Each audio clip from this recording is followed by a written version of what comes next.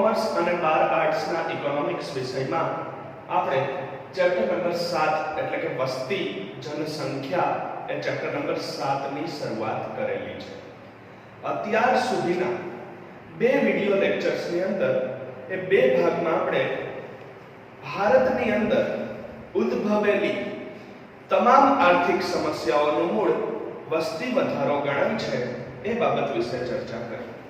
ભારત દેશની જેટલી પણ આર્થિક સમસ્યાઓ છે, ગરીબી, બેરોજગારી, નિરક્ષરતા, ત્યાર પછી આરોગ્યની અપૂરતી સુવિધાઓ, શિક્ષણની અપૂરતી સુવિધાઓ, ફુગાવો એટલે કે મોંઘવારી, આ ઉપરાંત આરોગ્યનું નીચું પ્રમાણ, ત્યારબાદ બાળ મૃત્યુ દરનું ઊંચું પ્રમાણ, આ બધી જ બાબતો માટે દેશમાં વસ્તી વધારો કારણભૂત ગણાય છે. તમામ સમસ્યાઓનું મૂળ એ વસ્તી વધારામાં રહેલું છે. વસ્તી વધારો એ જ તમામ સમસ્યાઓની જનની ગણાય છે, જન્મદાતા ગણાય છે.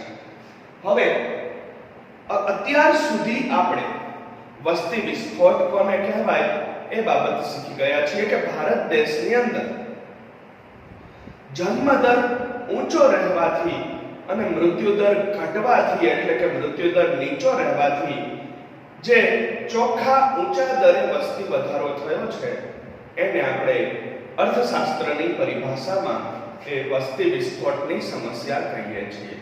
1970 ના વર્ષ પછી દેશમાં સતત એવી પરિસ્થિતિ સર્જાઈ છે કે ઉત્તરોત્તર વસ્તી વિસ્ફોટની સમસ્યા દેશના દરેક રાજ્યો અને દરેક શહેરોમાં જોવા મળી છે. ભારત દેશના સંદર્ભમાં વાત કરીએ એટલું જ નહીં, પરંતુ વૈશ્વિક કક્ષાએ વિશ્વના સંદર્ભમાં સમગ્ર વિશ્વ લેવલે આ સમસ્યા એવી ઘર કરી ગઈ છે કે જે દરેક દેશની સરકારો માટે પડકારરૂપ બાબત છે, દરેક દેશની સરકારો માટે પડકારજનક બાબત ગણાય છે. કારણ કે જેટલા પ્રમાણમાં કોઈ પણ દેશમાં વસ્તીમાં સતત વધારો થતો રહે, સામે એટલા જ વધુ પ્રમાણમાં અથવા તો એટલા જ મોટા પ્રમાણમાં એ વસ્તીની આવશ્યક જરૂરિયાતો જેવી કે ખોરાક, પાણી, રહેઠાણ, શિક્ષણ વગેરેની સુવિધાઓને વધારી શકાતી નથી. જેટલા પ્રમાણમાં વસ્તી વધે, દાખલા તરીકે ભારત દેશમાં સરેરાશ દર વર્ષે 2% ના દરે વસ્તી વધતી હોય તો સામે 2% ના દરે અનાજનું ઉત્પાદન, શિક્ષણની સુવિધાઓ, પાણીની સુવિધા એ વધારી શકાતી નથી. એ વધે છે પણ નિશ્ચિત દરે, ઓછા દરે.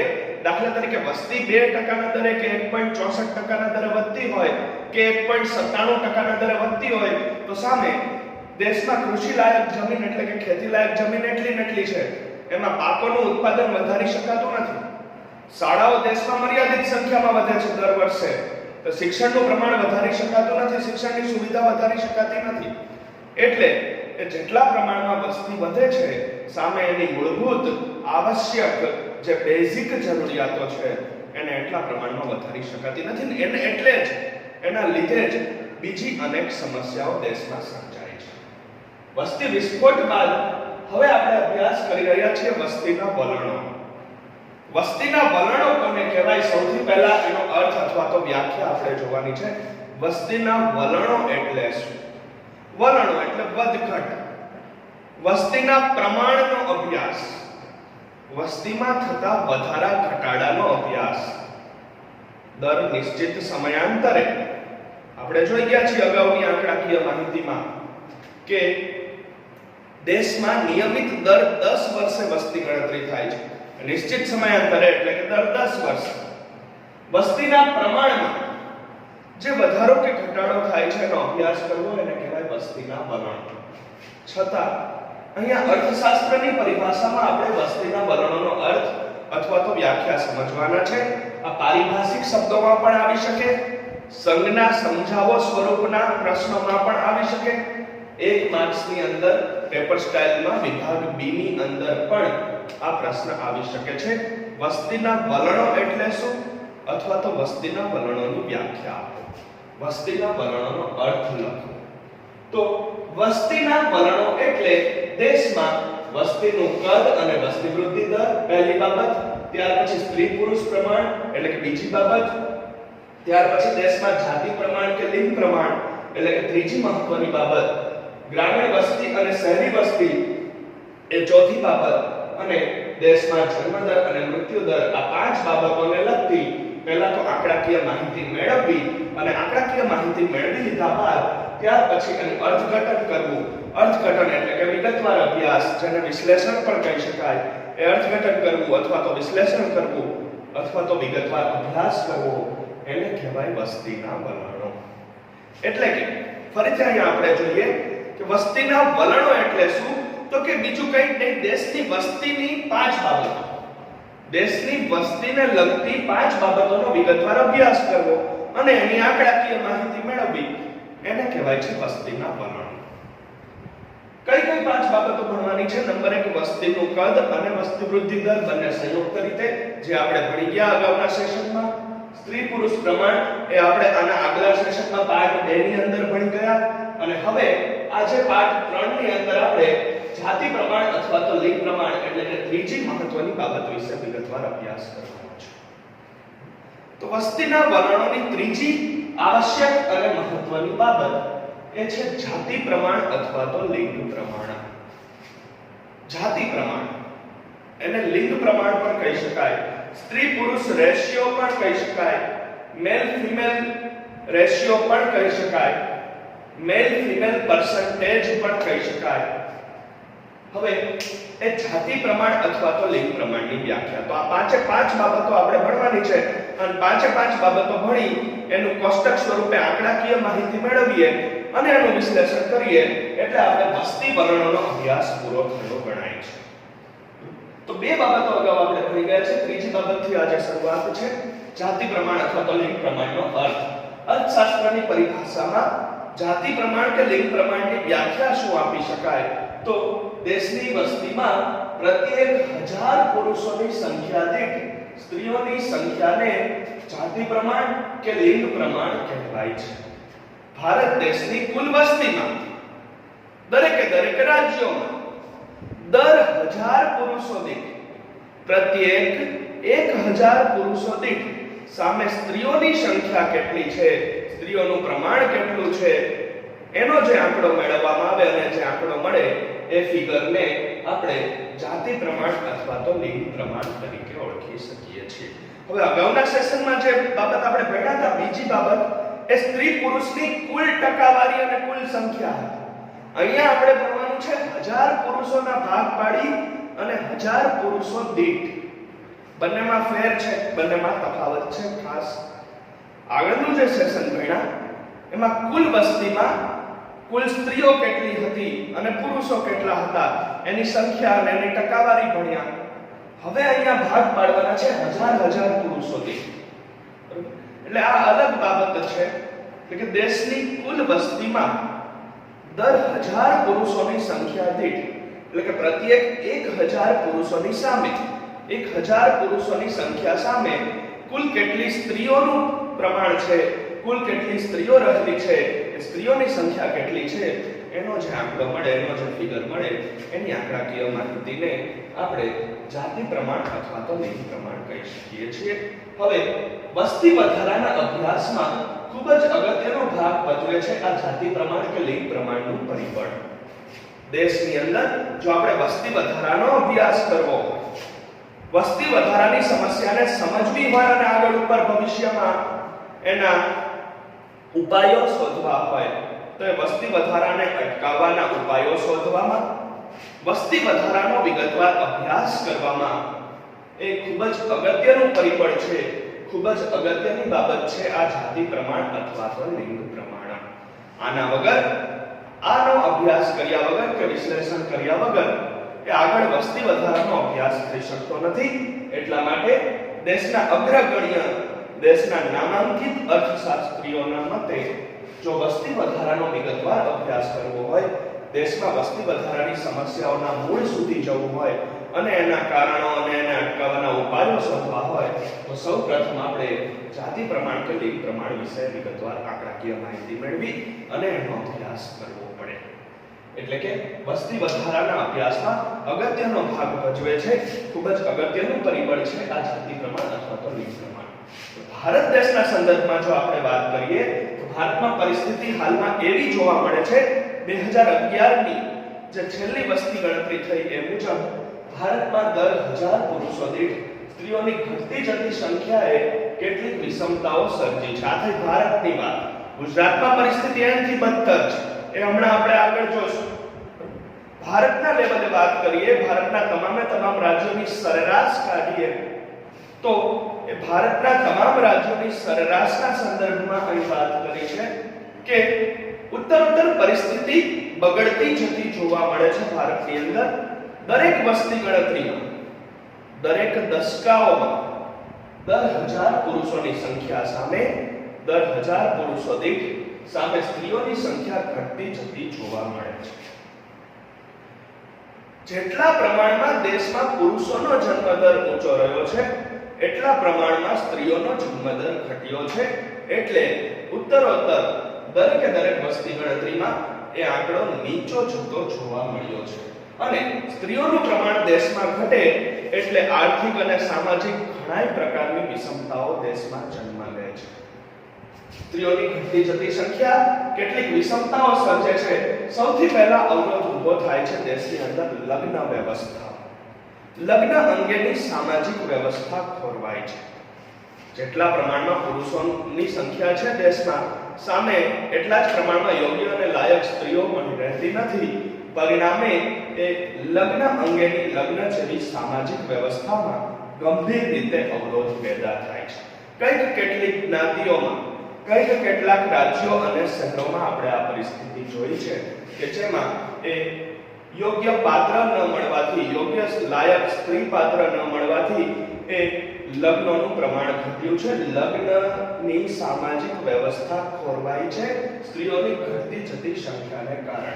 આ ઉપરાંત એના લીધે જ, એટલે કે સ્ત્રીઓના ઘટતા જતા પ્રમાણને લીધે જ દેશની સમાજ વ્યવસ્થામાં, એટલે કે સામાજિક વ્યવસ્થામાં, લોકોના સામાજિક સંબંધોમાં એ પણ અવરોધ ઊભો થાય છે. કુટુંબ વ્યવસ્થામાં પણ અવરોધ ઊભો થાય છે અને પ્રજનન વ્યવસ્થા, એટલે કે નવા બાળકોના જન્મદરમાં પણ એ સ્ત્રીઓની સંખ્યા ઘટતી જતી હોવાને લીધે એ અવરોધ ઊભો થાય છે. અને સ્ત્રીઓની સંખ્યા ઘટે તો માત્ર લગ્ન વ્યવસ્થા ખોરવાતી નથી, પરંતુ એ સિવાય અનેક ગણી ગંભીર માઠી અને નકારાત્મક અસરો પડે છે. લગ્ન વ્યવસ્થા તો ખોરવાય, એના ઉપર પહેલી અસર છે.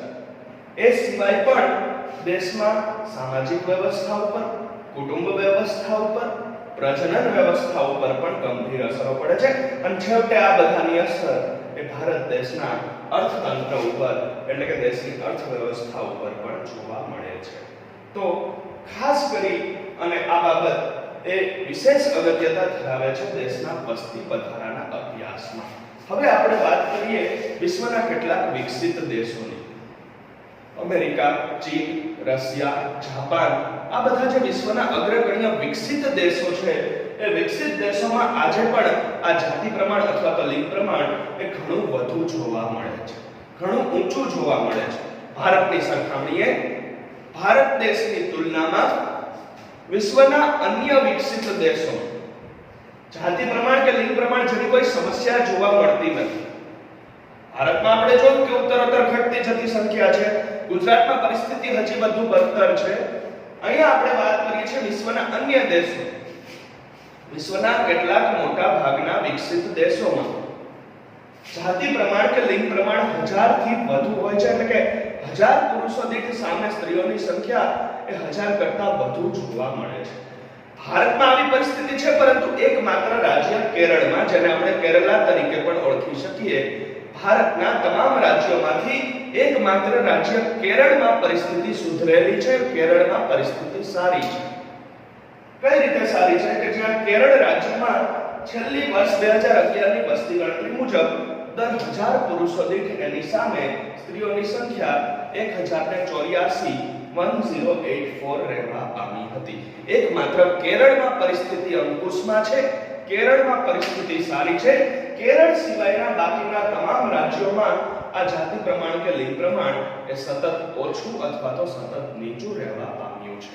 એકમાત્ર રાજ્ય કેરળ એમાં અપવાદ છે. ભારતમાં એકમાત્ર રાજ્ય કેરળા જેને આપણે કહી શકીએ કે જ્યાં 1000 પુરુષો દીઠ સ્ત્રીઓની સંખ્યા 1084 રહેવા પામે છે.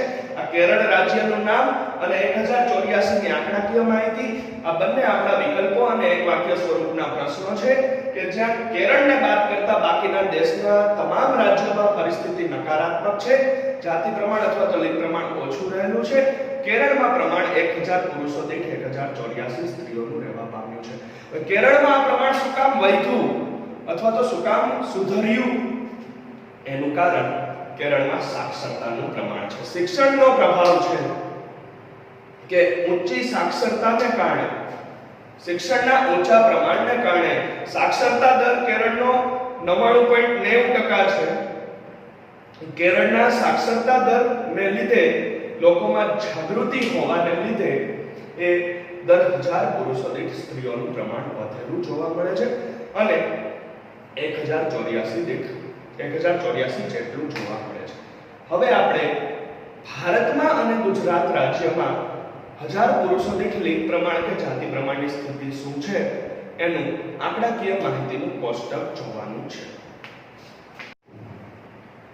જાતિ પ્રમાણ અને લિંગ પ્રમાણ એમાં વિષમતા સર્જાવા માટે દેશની અંદર કેટલાક સામાજિક, આર્થિક અને સાંસ્કૃતિક પરિબળો જવાબદાર છે. આ જે પ્રમાણ ઘટ્યું છે, દર 1000 પુરુષોની સરખામણીએ, દર 1000 પુરુષોની તુલનામાં સ્ત્રીઓની સંખ્યા કે સ્ત્રીઓનું પ્રમાણ ઘટ્યું છે, એની માટે ભારત દેશમાં કેટલાક સામાજિક કારણો એટલે કે સામાજિક પરિબળો પણ જવાબદાર છે. સામાજિક અને ધાર્મિક બંને. જૂની અને રૂઢિચુસ્ત, જૂની પુરાણી ગેરમાન્યતાઓ, હું અહીંયા માન્યતાઓ નહીં પરંતુ ગેરમાન્યતાઓ શબ્દ વાપરું છું કે જેને લીધે એ ભારતીય સમાજમાં સ્ત્રીઓની સંખ્યા કે સ્ત્રીઓનું પ્રમાણ એ 1000 પુરુષોની સરખામણીએ ઘટ્યું છે. કુટુંબમાં સંતાન તરીકે દીકરીઓ હોવા છતાં પુત્ર જન્મની તીવ્ર ઈચ્છા, પુત્ર જન્મની લાહીમાં એ કુટુંબોમાં દીકરીઓ પ્રત્યે દુર્લક્ષ સેવવામાં આવે છે. ઘણા બધા કારણો આની પાછળ જવાબદાર છે. હિન્દુ ધર્મ અનુસાર પૂ નામના નર્કમાંથી તારે તે પુત્ર, એવી એક જૂની પુરાણી રૂઢિચુસ્ત ધાર્મિક માન્યતા કે જો એ માતા પિતાને સંતાનમાં પુત્ર હોય અને મૃત્યુ બાદ એ પુત્ર એનું દાન પુણ્ય કે ક્રિયાકર્મ કરે તો એ માતા પિતાને નરકમાં સ્થાન મળે નહીં, નરકમાંથી તારે તે પુત્ર. આ ઉપરાંત કુટુંબના વંશવેલાને આગળ વધારવા માટે પણ પુત્ર જન્મને વિશેષ મહત્વ આપવામાં આવે છે અને દીકરીઓના જન્મને અટકાવવામાં આવે છે. આવી ઘણી બધી સામાજિક અને ધાર્મિક માન્યતાઓ છે જેને આપણે ગેરમાન્યતાઓ કહી શકીએ, જેને લીધે એ સમાજમાં સ્ત્રીઓનું પ્રમાણ ઘટ્યું છે.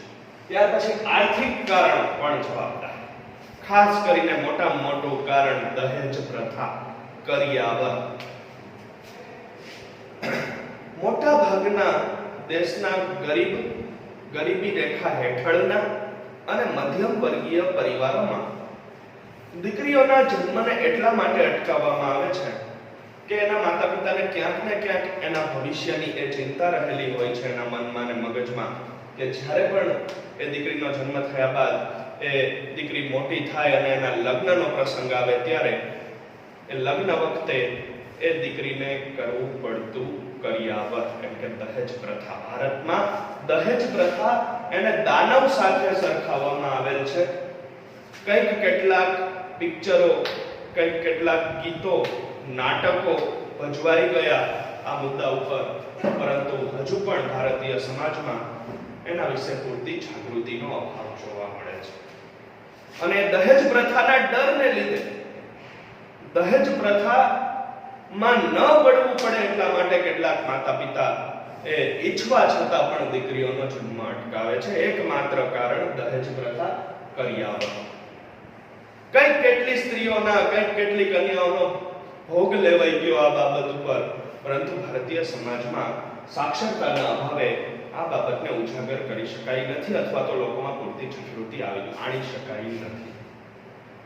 તો દહેજ પ્રથાને કારણે પણ દીકરીઓના જન્મ પ્રત્યે દુર્લક્ષ એટલે કે બેદરકારી સેવવામાં આવે છે. દીકરીઓના જન્મને પુત્ર જન્મ જેટલું મહત્વ આપવામાં આવતું નથી અને એટલે આ પ્રમાણ ઉત્તરોત્તર ઘટ્યું છે.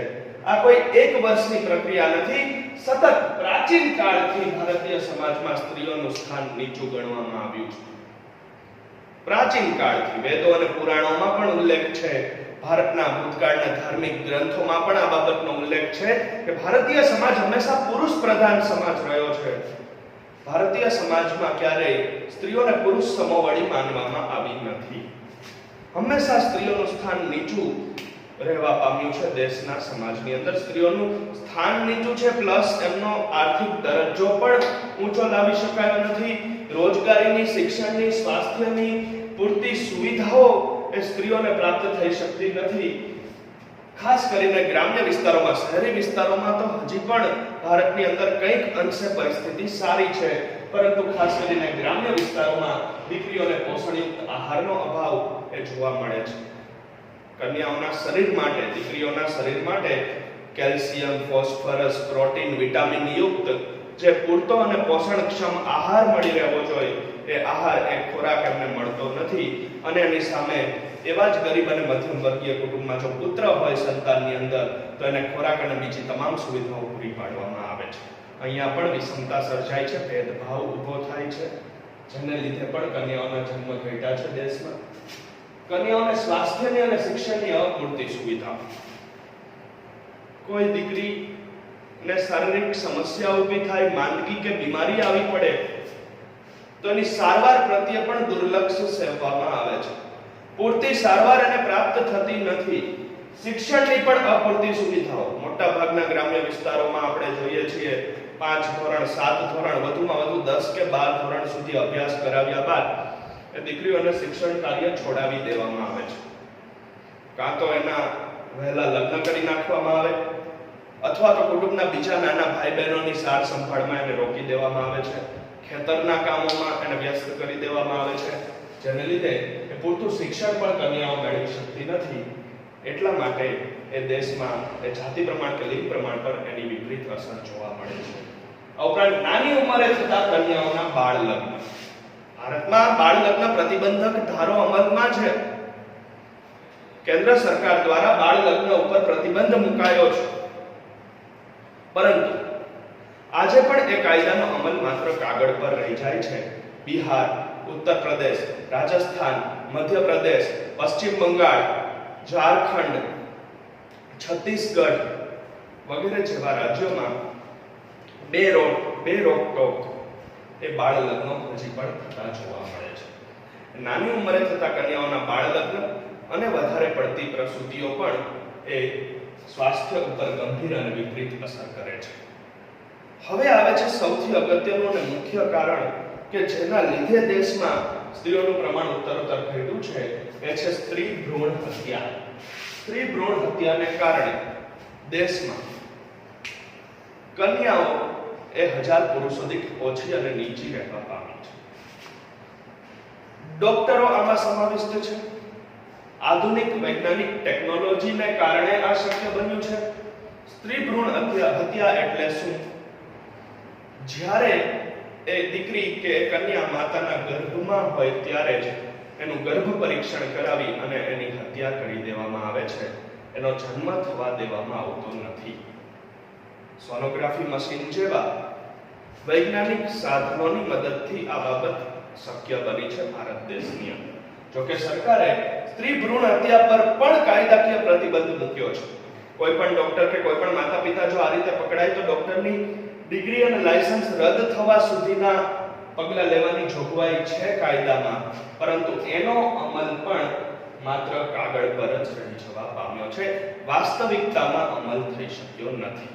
પૈસાની લાલચમાં ડોક્ટરો અને પુત્ર જન્મની તીવ્ર ઘેલછામાં માતા પિતા એ સ્ત્રી ભ્રૂણ હત્યામાં એ સહાયક બને છે, મદદરૂપ થાય છે, અને એ રીતે પણ કન્યાઓનો જન્મ અટકાવવામાં આવે છે. વાત કરીએ પંજાબ, હરિયાણા, ગુજરાત જેવા આર્થિક રીતે સુખી અને સમૃદ્ધ રાજ્યોની, કે આ રાજ્યો આર્થિક દ્રષ્ટિએ ખૂબ સુખી સમૃદ્ધ છે. પંજાબ છે, હરિયાણા છે, ગુજરાત છે, મહારાષ્ટ્ર છે વગેરે. પણ એમાંય એ રાજ્યોમાં પણ જો આ સ્ત્રી પુરુષ પ્રમાણની વાત કરવામાં આવે, જાતિ પ્રમાણ અને લિંગ પ્રમાણની વાત કરવામાં આવે તો એમાં પણ પરિસ્થિતિ હાલમાં વિપરીત છે, નકારાત્મક છે, ગંભીર છે. આર્થિક દ્રષ્ટિએ ગમે તેટલા સુખી સમૃદ્ધ રાજ્યો હોય, ગમે તેટલી ખેતી અને ઉદ્યોગો વિકસેલા હોય, શિક્ષણનું પ્રમાણ વધારે કે ઓછું હોય, પરંતુ જ્યારે વાત જાતિ પ્રમાણ કે લિંગ પ્રમાણની આવે છે, ભારતના તમામ રાજ્યો એકમાત્ર કેરળને બાદ કરતા એ પરિસ્થિતિ સરખી જોવા મળે છે.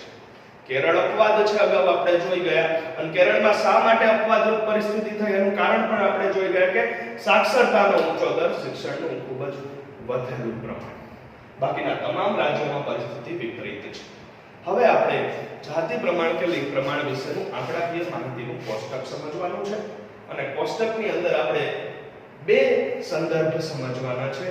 એક અભ્યાસ કરવાનો છે આપણે ભારત દેશની રાષ્ટ્રીય સરેરાશના સંદર્ભમાં, અને બીજી કોલમમાં અભ્યાસ કરવાનો છે આપણે ગુજરાત રાજ્યની સ્થિતિના સંદર્ભમાં. તો કોષ્ટક આપણું 3 કોલમોમાં વિભાજિત છે. પહેલી કોલમમાં જુદા જુદા વર્ષોનો કે જુદા જુદા દશકાઓનો સમયગાળો દર્શાવેલો છે. બીજી કોલમની અંદર દર 1000 પુરુષોએ સ્ત્રીઓની સંખ્યા ભારત દેશની રાષ્ટ્રીય સરેરાશ અનુસાર દર્શાવેલી છે, અને ત્રીજી અને લાસ્ટ કોલમની અંદર આપણે દર 1000 પુરુષો દીઠ સ્ત્રીઓની સંખ્યા એ ગુજરાત રાજ્યના સંદર્ભમાં દર્શાવેલી છે. વાત કરીએ વર્ષ 1901 ની, તો 1901 ના વર્ષમાં દર 1000 પુરુષો દીઠ ભારત દેશની અંદર સ્ત્રીઓની સંખ્યા 972 રહેવા પામી હતી. આ ભારત દેશની રાષ્ટ્રીય સરેરાશ 972 ની છે. એની સામે ગુજરાત રાજ્યમાં પરિસ્થિતિ પહેલેથી જ મળસેલી છે, પહેલેથી જ વિપરીત પરિસ્થિતિ છે. ગુજરાતમાં પ્રમાણ 954 નું જોવા મળે છે. ત્યારબાદ 1931 ના વર્ષોમાં 950 સ્ત્રીઓ દર 1000 પુરુષો દીઠ ભારતમાં, અને ગુજરાતમાં 945 સ્ત્રીઓ દર 1000 પુરુષો દીઠ. ત્યાર પછી 1961 આઝાદી પછીનો સમયગાળો, સ્વતંત્રતા પછીના વર્ષોની અહીંયા વાત લઈએ છીએ તો 1961 ના વર્ષમાં એ 1000 પુરુષો દીઠ સ્ત્રીઓની સંખ્યા ભારતની અંદર 941 જોવા મળે છે, જ્યારે ગુજરાતમાં આ પ્રમાણ 940 નું થવા જાય છે. 1991 આર્થિક સુધારા પછીનો સમયગાળો, આર્થિક સુધારાઓનું વર્ષ, ખાનગીકરણ, ઉદારીકરણ અને વૈશ્વિકીકરણના સ્વરૂપમાં ભારત દેશમાં જે આર્થિક સુધારાઓ થયા, એ આર્થિક સુધારાઓ બાદ પણ પરિસ્થિતિમાં કોઈ કાબુ આવ્યો નથી. એ ભારતમાં 1000 પુરુષો દીઠ 927 સ્ત્રીઓ, અને ગુજરાત રાજ્યમાં પ્રમાણ થવા જાય છે 936. ત્યાર પછી 2001 નું વર્ષ, એ દશકામાં દર 1000 પુરુષો દીઠ સ્ત્રીઓની સંખ્યા ભારતમાં 933 અને ગુજરાત રાજ્યમાં 921 જોવા મળે છે.